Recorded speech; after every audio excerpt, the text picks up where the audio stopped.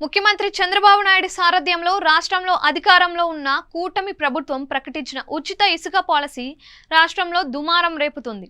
ఉచితమని ఒక పక్క అంటూనే గతంలో వైఎస్ జగన్ ప్రభుత్వ హయాంలో కంటే మూడింతలు అధికంగా డబ్బులను వసూలు చేస్తూ ఉండడం కాకరేపుతోంది. చంద్రబాబు విధానాలను వైఎస్ఆర్సీపీ మాజీ ఎమ్మెల్యే టీజీఆర్ సుధాకర్ బాబు తప్పుపట్టారు. ఉచిత ఇసుక పేరుతో కూటమి ప్రభుత్వం ప్రజలను దారుణంగా మోసం చేస్తుందని మండిపడ్డారు.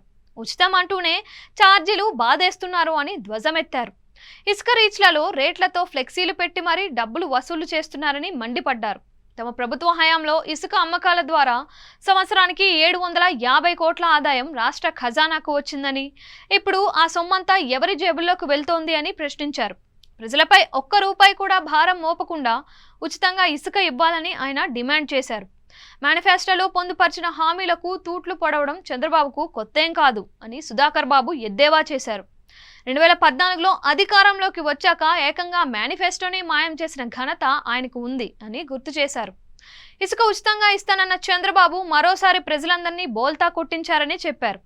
సినరేజీ, లోడింగ్, ట్రాన్స్పోర్ట్, ర్యాంప్ నిర్వహణ, దానికి అయ్యే ఖర్చులు, మెరిట్ ఫీజులు, జీఎస్టీ అంటూ రకరకాల పేర్లతో డబ్బులు వసూలు చేసి ఉచితమని ఎలా చెబుతారని టీజీఆర్ ప్రశ్నించారు.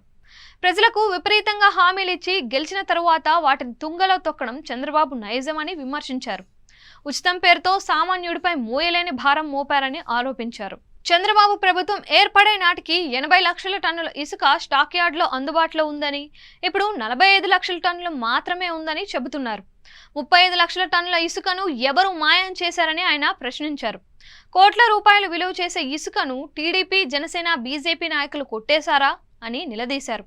ఉచితం పేరుతో సహజ వనరులను సైతం టీడీపీ, జనసేన, బీజేపీ నాయకులు పూర్తిగా దోచుకుంటున్నారని, కొందరు ప్రైవేటు వ్యక్తులు కూడా ఈ దోపిడీకి పాల్పడుతున్నట్లు గతంలో చంద్రబాబు ప్రభుత్వాన్ని నేషనల్ గ్రీన్ ట్రిబ్యునల్ వ్యాఖ్యానించిందని టీజేపీ సుధాకర్ అన్నారు. 2016-19 మధ్య కాలంలో 1000కు పైగా కేసులు నమోదయ్యాయని చెప్పారు. ఉచితంగా నియోజకవర్గాల వారీగా ఎమ్మెల్యేలు, కార్యకర్తలను పెట్టుకొని పూర్తిగా దోచేశారు అంటూ అప్పట్లో హైకోర్టు కూడా చీవాట్లు పెట్టిందని అన్నారు.